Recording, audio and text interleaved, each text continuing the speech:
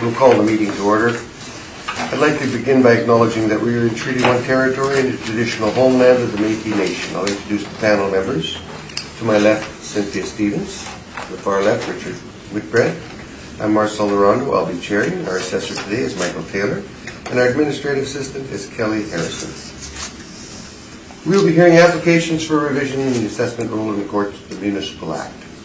The matters for which revision is requested have been described in each application, and we will limit discussions to those matters. The statements that the applicants or the assessor make at this hearing are sworn testimony, and anyone speaking to the matter must be sworn in. Be advised that comparison of assessment of properties is not considered evidence of market value by the Board of Revision. The Board of Revision is appointed annually by Council and is independent of it and the City Administration. It makes its decisions on the basis of the evidence provided. At this hearing, issues a written order that will be mailed to all parties as soon as possible.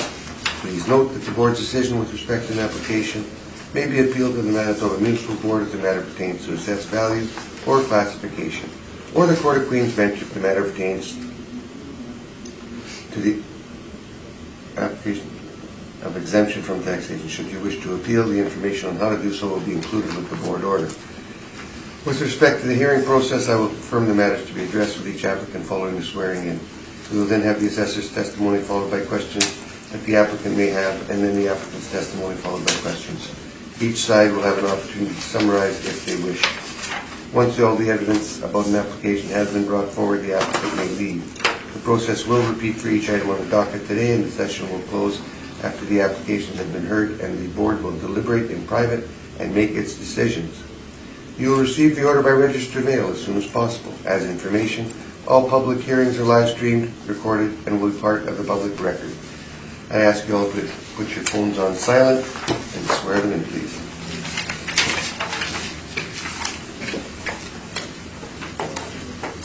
Would you like to swear? Could you please say your name? I can. And you swear to tell the truth, the whole truth, and nothing but the truth, so help you God. Thank you. You swear? Could you please say your name? David Edgar. And you swear to tell the truth, the whole truth, and nothing but the truth, so help you God. Thank you. Michael, the first property is 99,428, and it's the amount of assessed value. Do you want to carry it on? Sure. So the file number is 19-3370. Roll number is 14096773100. Proposed 2020 reassessment value is $2,169,000. McDonald's restaurant built in 1989, 6,252 square feet. Really narrow everything down. Page 3 just has an income workup for the subject property. I don't believe that we're really looking at anything aside from the cap rate and the non-recoverable expense amount today.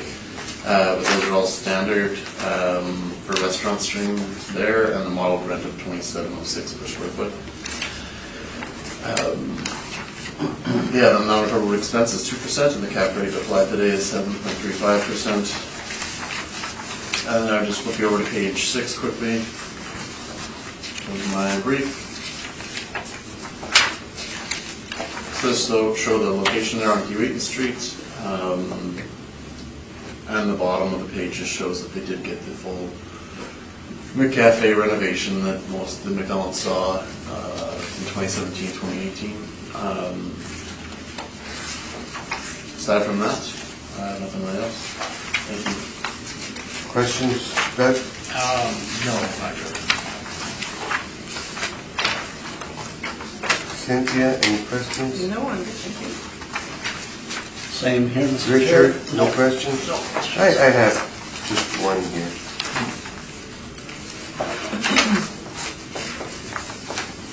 The expenses seemed awful high on their form. Is there any reason for that you were made aware of, or?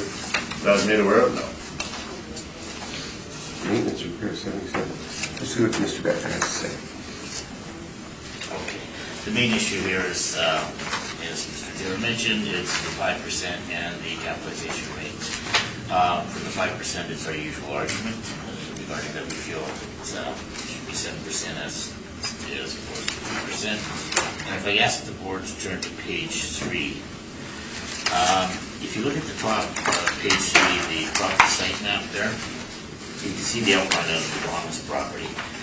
And To the west of it is a strip mall off of Kinber, but it's actually addressed on Q8. And to the north of it is a Red River Co-op gas bar. And if you notice there that the only access off of Q8 to the strip mall to the west is through the McDonald's parking lot. And the only egress for the gas bar to get onto Q8 is through the McDonald's parking lot. So the owner has a problem with the congestion in that area because people come out of the gas pumps. Most times it stops people from even being able to park where they do this, so it really hampers the area for the property for customers to park for the McDonald's, and it causes a congestion in that area. And co-op gas bars are normally one of the busier gas bars, and if people are going to the shopping center at the back, it also affects the thoroughfare through there. So that is the main reason why I'm asking that the cap rate, which should still remain at 7.5, is what it was. If I turn the board to page 14, for the last go around, well, the vacancy rate dropped for this go around from 4% to 3%. But the last, for the 2018 assessment based on April 1/16, the cap rate was 7.5. So I maintain, just due to the location and the problems with the site for parking and congestion, that the cap rate be at 7.5%. Therefore, after the allowance for non-recoverables, I'm asking for a value of $2,016,000 rounded. As for expenses, I'm not sure why their maintenance expenses are high. I do know that they will have, if it's an operating restaurant, the electrical bill of that will be higher, and their waste and snow clearing is always high because they have to keep it cleared in order to keep the customers moving through. And the property's owned by McDonald's, and there's a franchisee owner on it. And that's my presentation. Questions, Michael? Yeah, just, I guess your aerial photograph on page 3. So the orientation with the co-op on the site is not dissimilar from what you could see at other strip mall configurations. There's some on Keniston where there's a McDonald's at the front, and then there's other businesses behind it. Yeah, I think the one in Keniston, though, that you can get in and out of it, there's a separate roadway between. Separate roadway between, which is using that one, that's the one Yeah, that comes okay. right now. But there's other properties, there's some on Henderson where there's one at the front and there's strip malls at the back. I'd say, for instance, there's one on Leela, which is part by the Home Depot, but that's a pad site, so, but they do have suitable parking there, and they do have entrances from, and you're not gonna have the same traffic there as you would going through their parking lot. Yeah.